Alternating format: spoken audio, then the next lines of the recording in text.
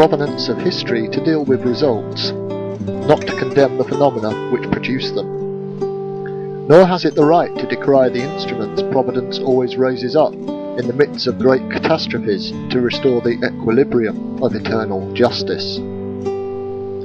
Civil war might well have made the guerrilla, but only the excesses of civil war could have made him the untamable and unmerciful creature that history finds him.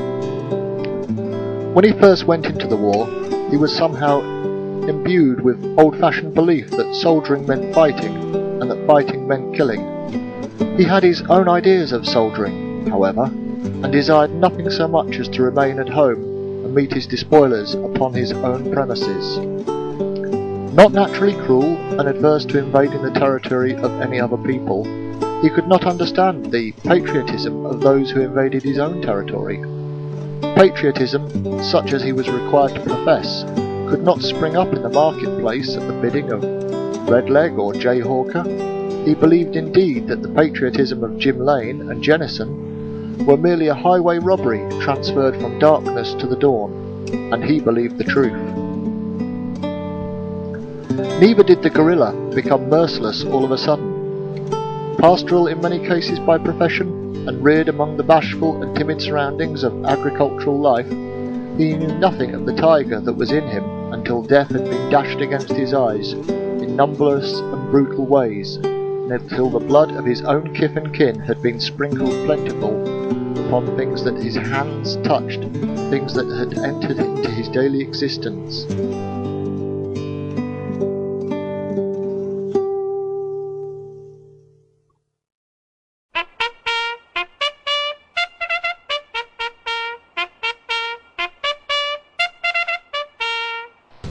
And that fury of ideas also came to him slowly, which is more implacable than the fury of men. For men have heart, and opinion has none. It took him likewise some time to learn that the Jayhawker's system of saving the Union was a system of brutal force, which bewailed not even that which it crushed, that it belied its doctrine by its tyranny, stained its arrogated right by its violence, and dishonoured its vaunted struggles by its executions, but blood is as contagious as air. The fever of civil war has its delirium. When the guerrilla awoke he was a giant. He took in, as it were, and at a single glance, all the immensity of the struggle. He saw that he was hunted and proscribed, that he had neither a flag nor a government, that the rights and the amenities of civil warfare were not to be his, that a dog's death was certain if he surrendered, even in the extremest agony of battle, that the house which sheltered him had to be burnt, that the father who succoured him had to be butchered, the mother who prayed for him had to be insulted, the sister who carried food to him had to be imprisoned, the neighbourhood which witnessed his combats had to be laid waste, the comrade shot down by his side had to be put to death as a wild beast, and he lifted up the black flag in self-defence and fought as he became a free man and a hero.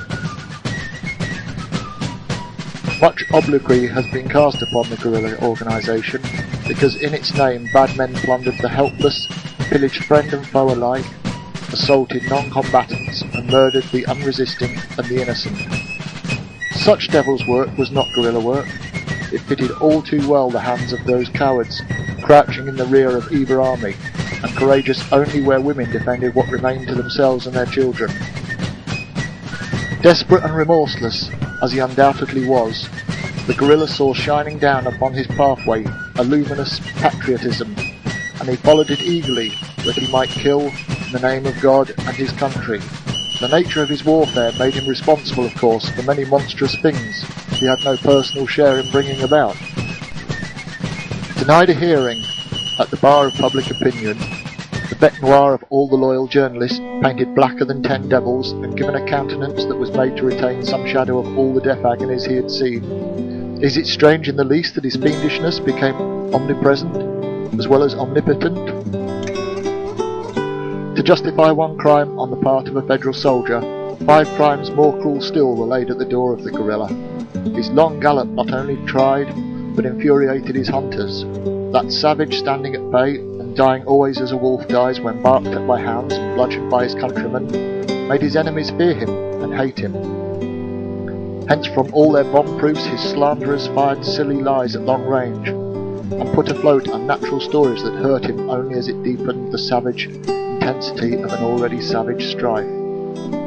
Save in rare and memorable instances, the guerrilla murdered only when fortune, in open and honourable battle, gave into his hands some victims who were denied that death in combat, which they afterward found by ditch or lonesome roadside.